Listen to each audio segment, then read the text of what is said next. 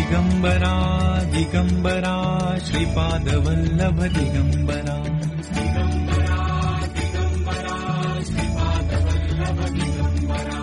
दिगंबरा दिगंबरा श्रीपादवल्लभ दिगंबरा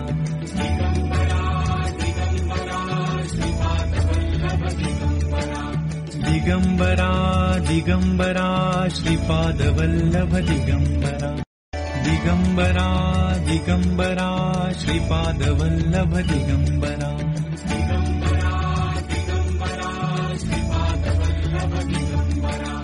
दिगंबरा दिगंबरा श्रीपादवल्लभ दिगंबरा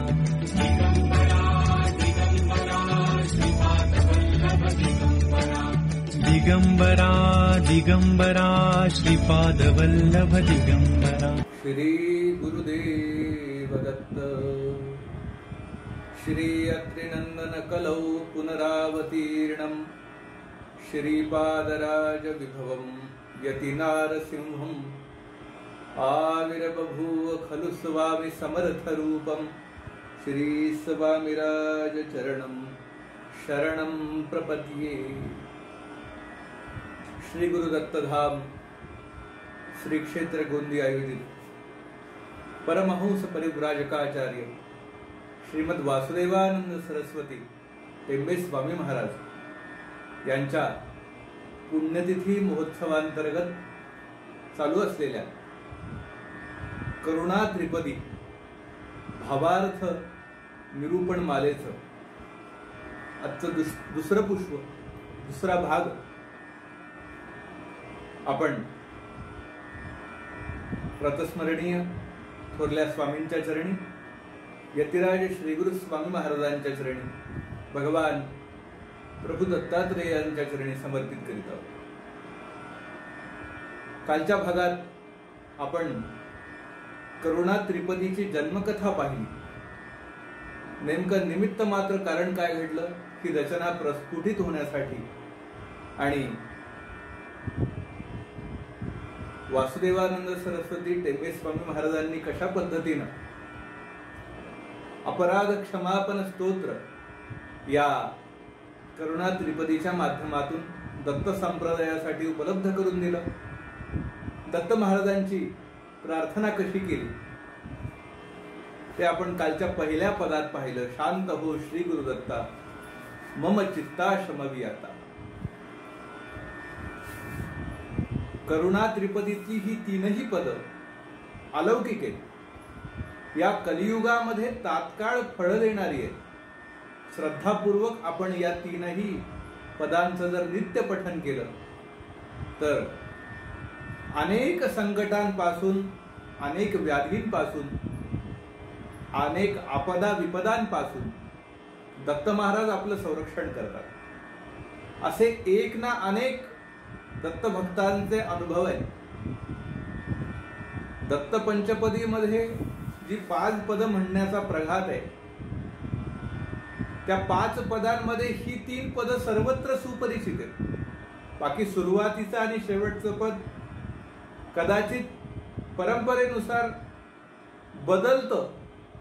बदललेलं आढळतं, परंतु ही जी करुणा त्रिपदी आहे, ही जी 3 पद महाराजांनी रचलेली आहेत, ही मात्र अगदी आसेतु हिमाचल सर्व दत्त भक्तांमध्ये प्रचलित आहे। म्हणूनच महाराजांच्या पुण्यतिथी उत्सवाचा आजचा जो द्वितीय दिन आहे, या द्वितीय दिनी आपण श्री गुरुदत्ता जय भगवंता ते मन निष्ठुर न करी आता या करुणा त्रिपदीतल्या द्वितीय पदावरती चिंतन करणार। या पदामध्ये महाराजांनी दत्त महाराजांसाठी भगवंत असं विशेषण वापरले।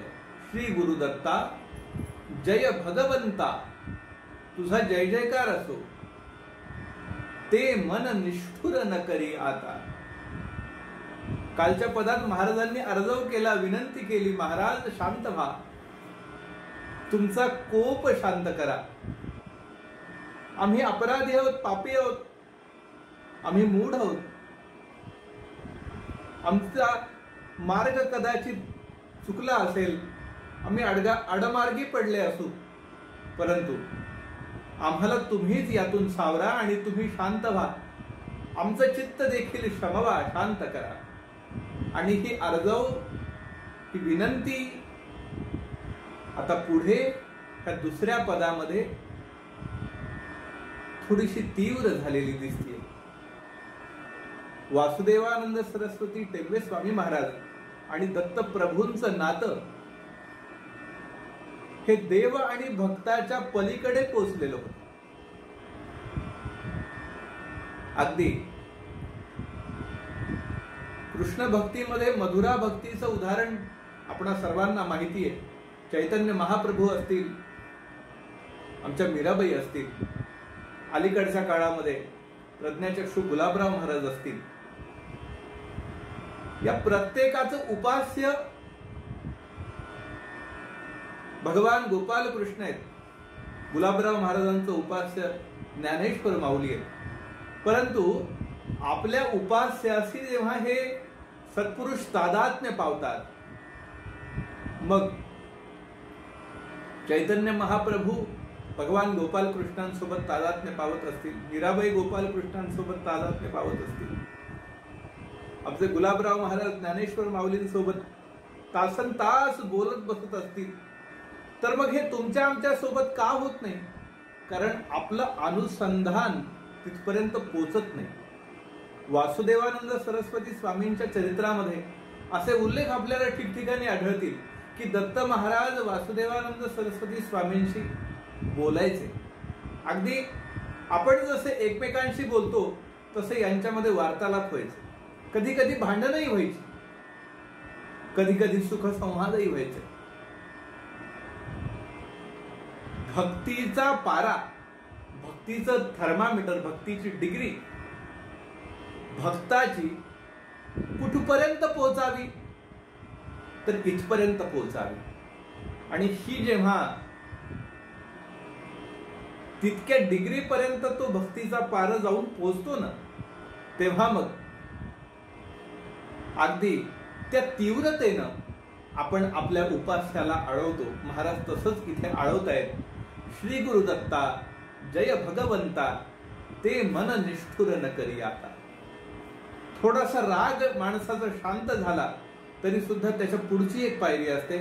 आपल्या आवडत्या व्यक्तीवर आपण जेव्हा रागवतो तेव्हा ती ज्याच्यावरती रागवलो ती व्यक्ती जेव्हा आपल्याला म्हणते, अहो जाऊ द्या ना, शांत व्हा ना, असं रागवणं काही बरं आहे का?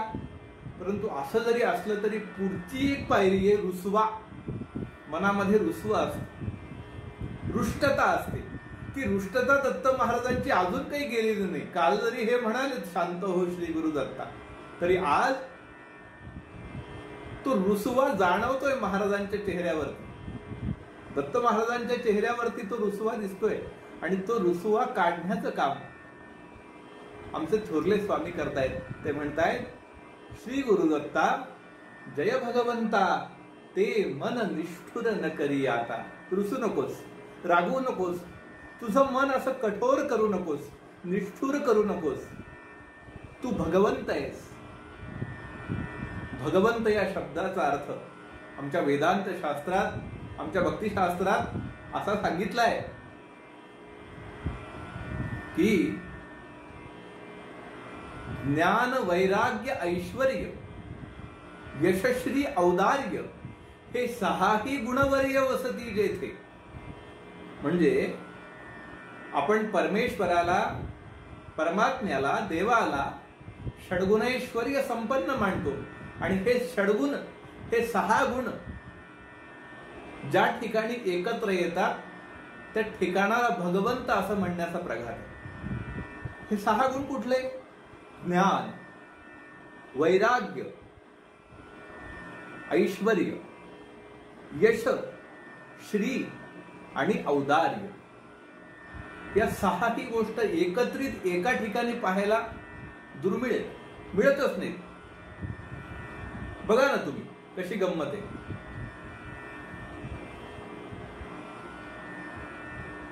जे ज्ञानी आहेत ते यशस्वी असतीलच असं नाही. ते श्रीमंत आहेत, ते उदार असतीलच असं नाही. गंमत आहे. म्हणजे अगदी विरुद्ध स्वरूपाच्या दोन दोन गोष्टीच्या यात जोड्या आहेत. परंतु परमेश्वराच्या ठिकाणी, देवाच्या ठिकाणी हे सहाही गुण अगदी समतोल प्रमाणात आहेत. यशश्री, औदार्य, ज्ञान, वैराग्य, ऐश्वर्य हे सहाही गुणवर्य वसती जेथे.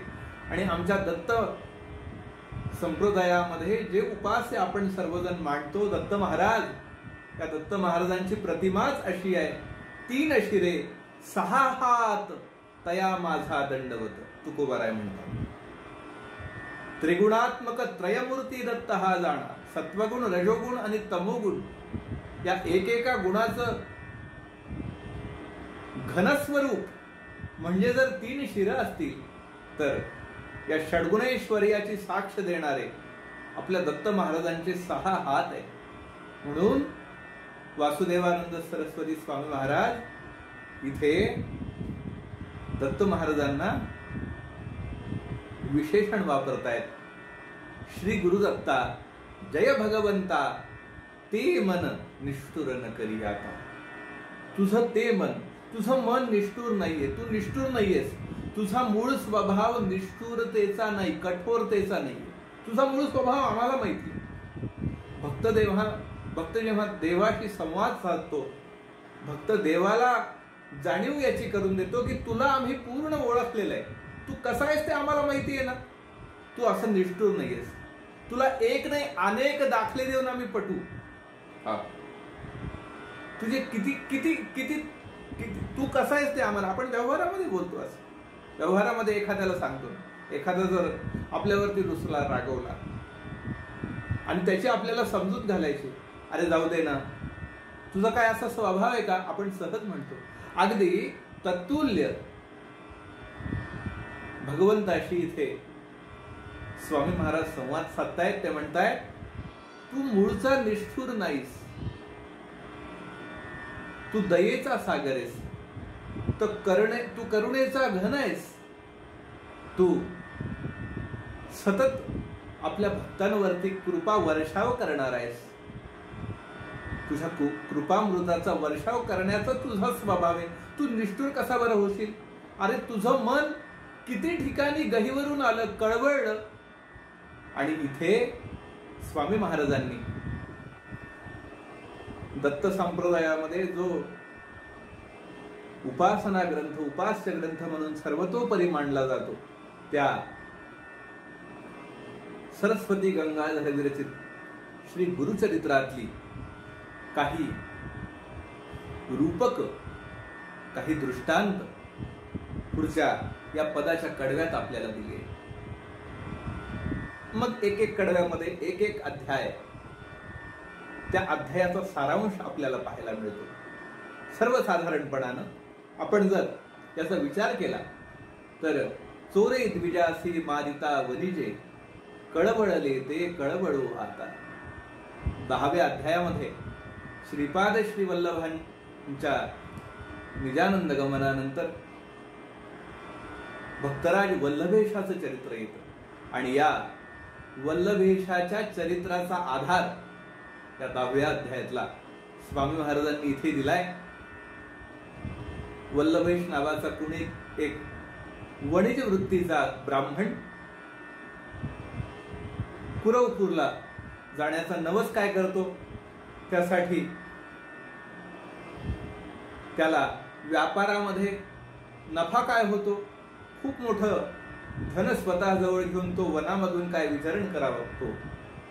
त्याच्यासोबतचं, त्याच्या जवळचं धन बघून त्या धनलालसेनं काही चोर त्याच्या सोबत प्रवास करू लागतात.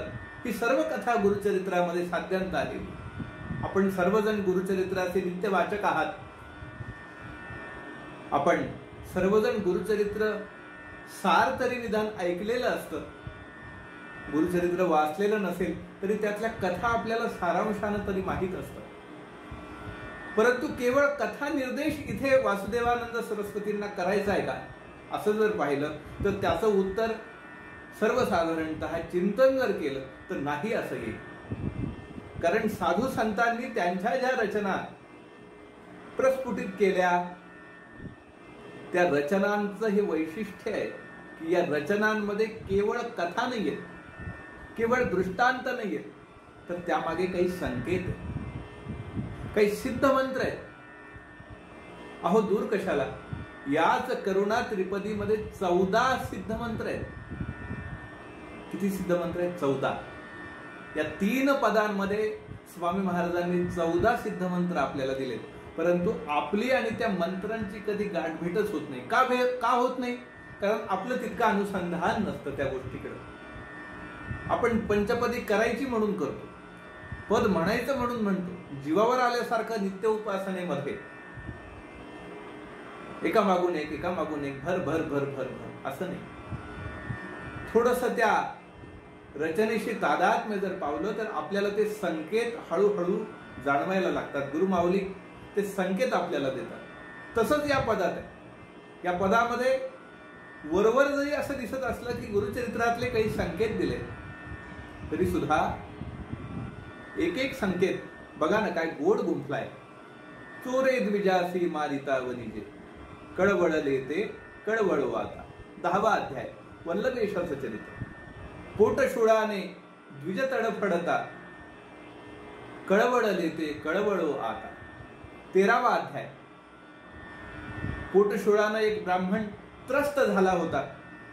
त्यांनी महाराजांनी सायमदेव म्हणून त्यांचे जे शिष्य होते नृसिंह सरस्वती स्वामींनी त्यांना असं सांगितलं की याला भरपूर जीव घाला म्हणजे याचं पोट राहील. गडबडा लोळू लागला, पोट दुखू लागलं आणि तो महाराजांना म्हणतोय असं की इतर सर्वजणांचा जो देह आहे तो निसर्गतः अन्न काय करतं तर शरीराचं पोषण करतं, परंतु मला अन्नच वैरी झालंय, मी काहीही खाल्लं तरी माझं पोट दुखतं हो. अशी एक कथा आली 13व्या. त्याच्या पुढच्या कडव्यामध्ये द्विजसूत मरता वळले ते मन, होकी उदासीन नवळे की आता. 20वा अध्याय गुरुचरित्राचा. त्या 20व्या अध्यायामध्ये गंगाधर नावाच्या एका ब्राह्मणाचा मुलगा मरण पावला आणि तिथे सुद्धा नृसिंह सरस्वती स्वामी महाराजांनी कृपा केली, बोध केला, उपदेश केला, अशी कथा आली. आणि त्या पुढचा दृष्टांत महाराजांनी इथे दिलाय. सतीपती मरता काकुळती येता, वळले ते मन नवळे किया. गुरुचरित्राचा अध्याय क्रमांक 30, 31 आणि 32. माहूरच्या एका जोडप्याची कथा आलेली आहे. दत्त आणि त्याची पतिव्रता असलेली भार्या आणि तिला स्वामींनी केलेला उपदेश. गुरुचरित्रामध्ये या सर्व कथा साध्यंत आहे. परंतु माझ्या अल्पमतीनुसार गुरुमाऊली ज्या पद्धतीनं प्रेरणा देते, गुरुकृपा ज्या पद्धतीनं एखाद्या दृष्टांताचा अन्वय लावण्याची प्रेरणा देते, त्यानुसार यथाशक्ती भावार्थ जर आपण पाहिला तर आपल्या असं लक्षात येईल की चोर म्हणजे कोण आहे कळालं पाहिजे, द्विज म्हणजे कोण कळालं पाहिजे, ज्या वनामध्ये मारले त्या चोरांना ते वन आधी कळालं पाहिजे, पोटशूळ नेमका कोणता आहे कळालं पाहिजे,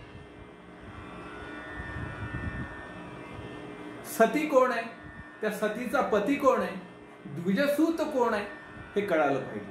आणि सारा वेदांत आहे हो. अगदी वासुदेवानंद सरस्वती स्वामींच्या काव्याचं हेच तर वैशिष्ट्य आहे.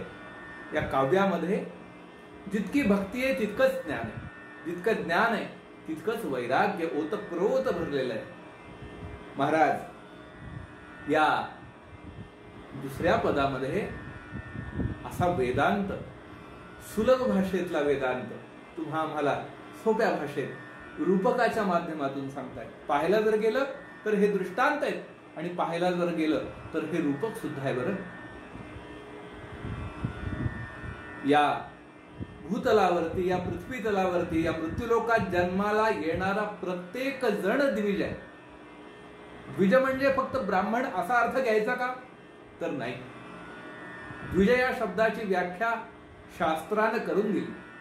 जन्मना जायते शूद्रो संस्कारात द्विज उच्यते वेदाभ्यासात भवेद विप्रो ब्रह्मजानाति ब्राह्मणा. या 4 अवस्था आहेत.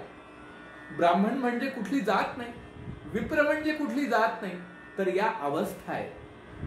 जन्माला आल्यानंतर प्रत्येक मनुष्य मात्र हा शूद्र आहे. परंतु तोच मनुष्य त्याच्यावरती जर काही संस्कार घडले, आपल्या भारतीय संस्कृतींनी 16 संस्कारांचं महत्व सांगितलं. हे 16 संस्कार प्रत्येकावरती होत असतात, कुण्या ना कुण्या स्वरूपात होत असतात. काळाच्या ओघात त्याचं स्वरूप बदललं असेल, परंतु हे संस्कार ज्या मनुष्यावरती, ज्या जीवावरती होतात, ज्याच्यावरती खरे संस्कार घडले तो मग द्विज. त्याचा दुसऱ्यांदा जन्म होतो. द्विज म्हणजे दुसऱ्यांदा जन्माला येणार. एक जन्म आई वडिलांच्या पोटी आणि दुसरा जन्म संस्कार झाल्यानंतर. म्हणून आपल्या भारतीय संस्कृतीमध्ये मौंजी बंधनानंतर त्या ब्रह्मचर्य आश्रमाला जेव्हा सुरुवात होते त्यावेळी त्या बटूला द्विज अशी संज्ञा प्राप्त होते. म्हणजे त्याचा एक जन्म आईच्या उदरातून आणि दुसरा जन्म वडील त्याला जेव्हा गायत्री मंत्राचा उपदेश करतात त्यावेळी होतो. गोलार्धानं ही गोष्ट जर घेतली तर गुरुपदेश झाल्यानंतर प्रत्येक जण द्विजय स्थितीला येतो. मला सांगा, मग द्विज हा शब्द इथे अनेक ठिकाणी आलाय. पोटशुळाने द्विज तडफडता चोरे द्विजासी मारिता वनिजे. एक सर्वसाधारण जीव द्विजसूत मरता वळले ते मन. 3ही ठिकाणी द्विज हा शब्द जो आलाय त्याचा अंगुली निर्देश नेमका कुठे जातोय, तर तो या संस्कारित जीवावरती जातो, संस्कारित जीवाकडे जातोय. आणि हा संस्कारित जीव सुद्धा कधी कधी पंचविषयांच्या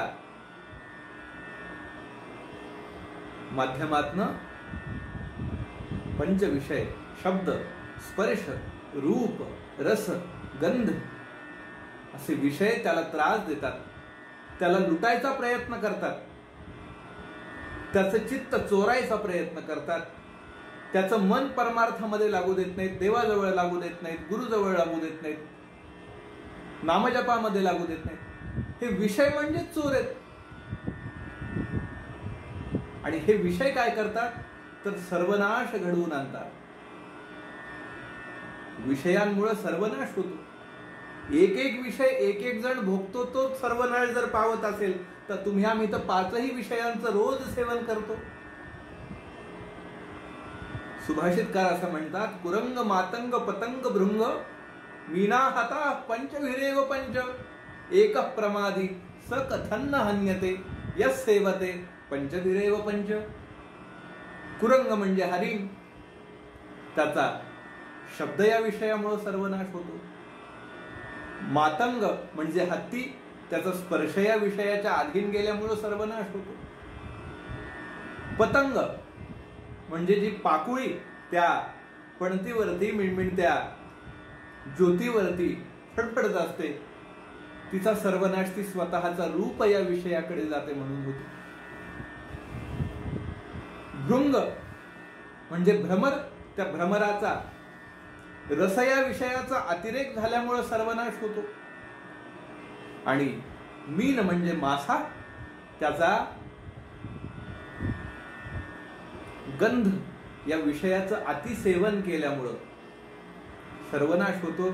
मला सांगा, एक एक विषयानं जर हे संपवले असतील सगळे, तर तुम्ही आम्ही तर हे 5ही विषय अगदी चवीनं रोज सेवन करतो. ह्या 5ही विषयांचा घाला तुमच्या आमच्यावरती रात्रंदिवस आहे. हेच खरे चोर आहेत. परंतु ह्या चोरांच्या तावडीतून महाराज तुम्हीच आम्हाला सोडवा. आमचं मन, आमचं चित्त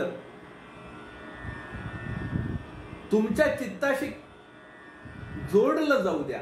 चोरे द्विजाशी मारिता वनिजे कळवळले ते कळवळवा, पोट शुळाने द्विज तडफडता. मला सांगा ना, किती गमतीदार असा दृष्टांत आहे. द्विजाला असे व्याधीजा पोटशूळ, तया मिष्टान्नासी देई दयाळ, कृपा दृष्टीने पाहता रोग गेला, नमस्कार हा दत्त योगेश्वराला. असं वर्णन दत्त महाराजांच्या अष्टकामध्ये आपण नेहमी ऐकतो. काय होत होतं तर पोट दुखत होतं. पोट कुणाचं दुखतं हो? पोट कधी दुखतं? सर्वसाधारणतः व्यवहारामध्ये आपण असा वाक्प्रचार वापरतो की त्यांचं पोटात दुखू लागलं, त्यांचं चांगलं झालेलं पाहिलं की त्या समोरच्यांच्या पोटात दुखू लागलं. दुखू लागलं म्हणजे काय? तिथे मत्सराची भावना तयार होते. हा मत्सर म्हणजेच पोटशूळ आहे. एकमेकांचा मत्सर जेव्हा व्हायला लागतो तेव्हा पोटशूळच होतो. आणि ह्या पोटशुळावरचं रामबाण इलाज काय? तर महाराजांनी जे केलं ते, महाराजांनी काय केलं तर त्या रोगी असलेल्या जीवाला मिष्टान्न दिलं. म्हणजे काय दिलं? ज्ञानामृतम भोजनम. साधू संतांच्या घरी कशाचं भोजन आहे? ज्ञानामृताचं. जे खरं ज्ञान आहे, जो आत्मबोध आहे, त्या आत्मज्ञानाचं भोजन जेव्हा सद्गुरू आपल्याला करवतात त्यावेळी हा मत्सर नाहीसा होतो.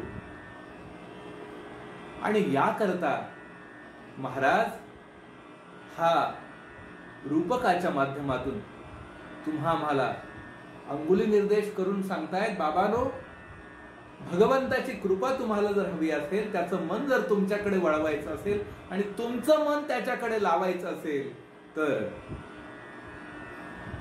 हा पोटशूळ बरा नव्हे.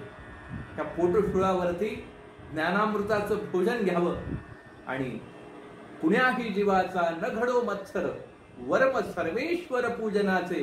ज्या पद्धतीनं तुकोबाराय त्यांच्या अभंगामध्ये अगदी ठणकावून सांगतात, त्याच पद्धतीनं सर्वभूती परमेश्वर तेव्हाच आपल्याला दिसेल आणि तेव्हाच त्याच्याशी आपलं अनुसंधान टिकेल. द्विजसूत मरता वळले ते मन, होकी उदासीन नवळे आता.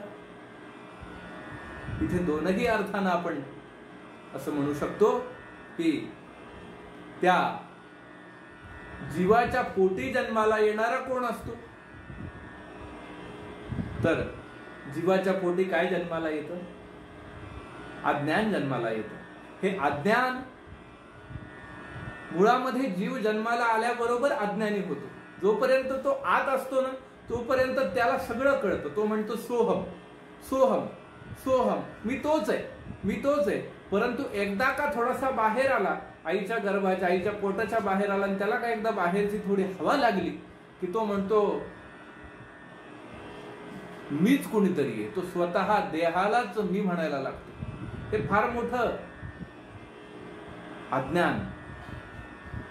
जन्माला आल्याबरोबर जन्मासवेच येतं आणि ह्या अज्ञानातच त्याचा कधी कधी मृत्यू ओढवतो. बरं,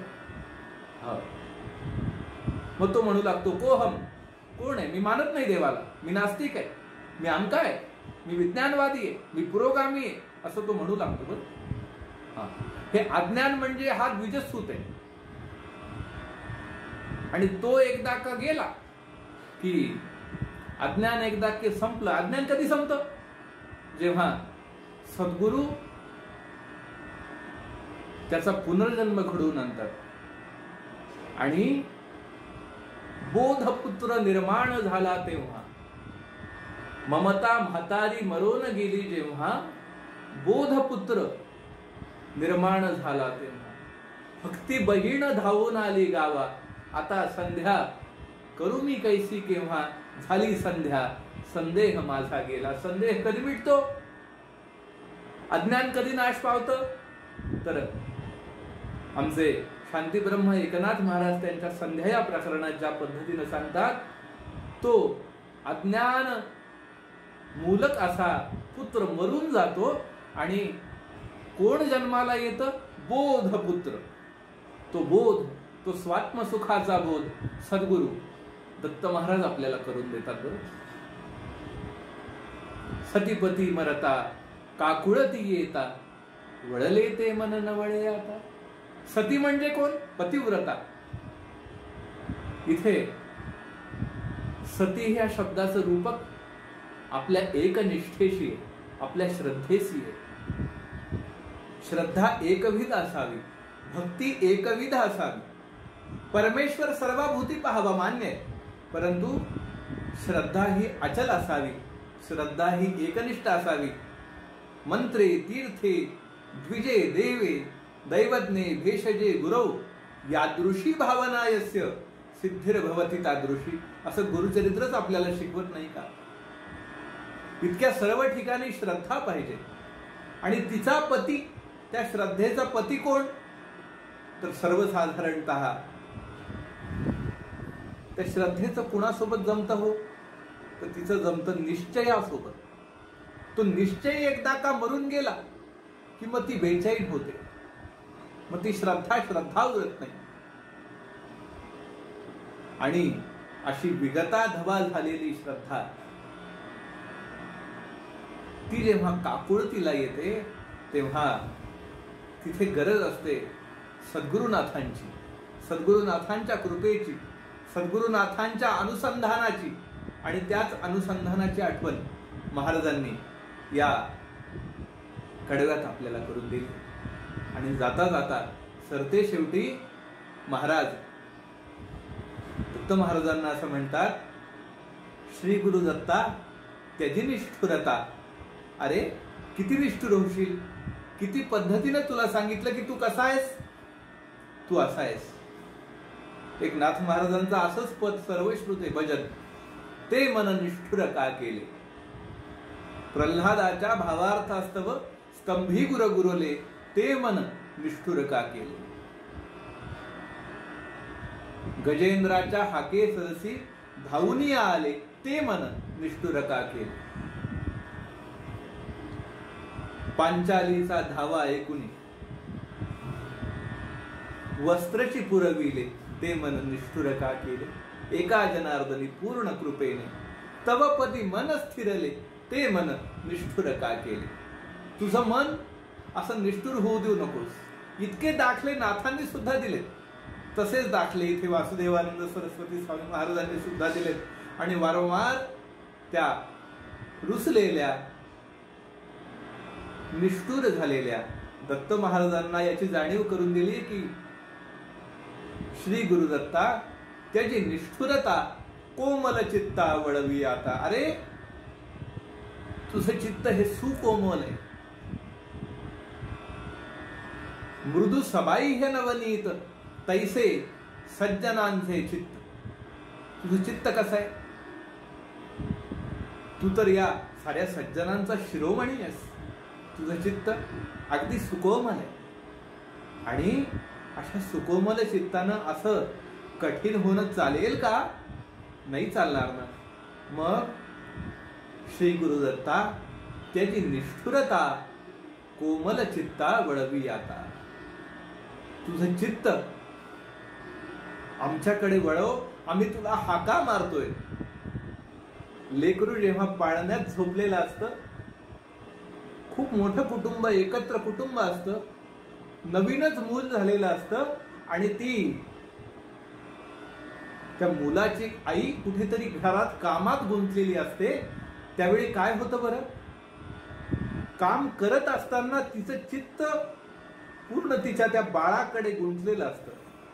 माता गुंतली कामाशी, चित्त तिचे पिलांपाशी. आणि ते लेकरू पाळण्यामध्ये त्यानं थोडस जरी किलकलं, जरी ते थोडासा जरी त्याचा आवाज आला तरी ती हातचं काम सोडून अगदी 10, 15, 20, 25, 30 पावलांवर तिला त्याचा बरोबर आवाज ऐकू येतो. पण आवाज कधी ऐकू येतो, आई कधी धावून येते? ज्यावेळी लेकरू तिला हाक मारतं. त्याच पद्धतीनं हाक मारण्याची गरज आहे. भगवंताला आपण हाका मारल्या की तो नक्की धावून येतो, त्याचं चित्त बरोबर आपल्याकडे खेचलं जातं. बघा ना, आपण साधारण रस्त्यानं जात असताना कुणी जर आपलं नाव जरी घेतलं आणि आपल्या नावाचा दुसऱ्या कुणाला हाक मारत असली की माणूस चटकन वळून पाहतो. अगदी तसंच तोच शब्द स्वामी इथं वापरतात. श्री गुरु दत्ता त्यजी नुष्टरता कोमल चित्ता वळवी आता. तुझं चित्त आमच्याकडे, तुझी मान वळव रे जरा, आम्ही हाका मारतोय तुला, असं निष्ठुर होऊ नकोस. अत्यंत अर्जवान, अत्यंत प्रेमान, अत्यंत स्नेहाळू अंतःकरणानं स्वामींनी दत्त महाराजांची केलेली ही प्रार्थना आहे. श्री गुरुदत्ता जय भगवंता ते मन निष्ठुर न करिया. कितीही बोललं तरी वेळेची मर्यादा येते आणि या वेळेच्या मर्यादेनुसार आज इथंच थांबूया. उद्याच्या भागात आपण या करुणा त्रिपदीतलं तिसरं पद्य जय करुणाघन निज जन जीवन अनुसुया नंदन पाही जनार्दन या पदावरती यथामती निरूपण सेवा करण्याचा प्रयत्न करूया. उद्या महाराजांची पुण्यतिथी आहे, आषाढ शुद्ध प्रतिपदा. या दिवशी श्री क्षेत्र गरुडेश्वर इथे महाराज निजानंदी लीन झाले. त्यांच्याच पुण्यतिथी उत्सवानिमित्त 3 दिवसांचा हा छोटासा उपक्रम, महाराजांच्या वाङ्मय मूर्तीची यथाशक्ती यथामती यथावकाश सेवा करण्याचा हा प्रयत्न श्री गुरु दत्तधाम श्री क्षेत्र गोंदीच्या या YouTube चॅनलच्या माध्यमातून आपण करत आहोत. माझी सर्व जाणकार श्रोतृवृंदाला, सर्व भाविक भक्तांना, सर्व श्रद्धावान दत्तभक्तांना विनंती आहे की आपले जे कोणी परिचित असतील, जे कोणी भाविक असतील, जे कोणी स्वामींचे कृपांकित असतील, त्या सर्वांना देखील या कार्यक्रमाचा लाभ अवश्य करवून द्यावा. जास्तीत जास्त संख्येनं उद्या देखील या कार्यक्रमाच्या समारोपाच्या निरूपणामध्ये आपण सर्वांनी उपस्थित असावं आणि दत्तधामचे विविध उपक्रम या आधुनिक आभासी माध्यमाच्या द्वारे आम्ही वेळोवेळी पोहोचवत असतो. या माध्यमावरती आपण जोडलं जावं. सर्वांच्या चरणी नमस्कार करतो. अवधूत चिंतन श्री गुरुदेव दत्त दत्तात्रय जनार्दन एकनाथ श्री सद्गुरुनाथ अनंत कोटि ब्रह्मांड नायक राजाधिराज यतिराज श्री गुरु स्वामी महाराज की जय. परमहंस परिव्राजकाचार्य श्रीमद वासुदेवानंद सरस्वती स्वामी महाराज की जय. जय जय रघुवीर समर्थ.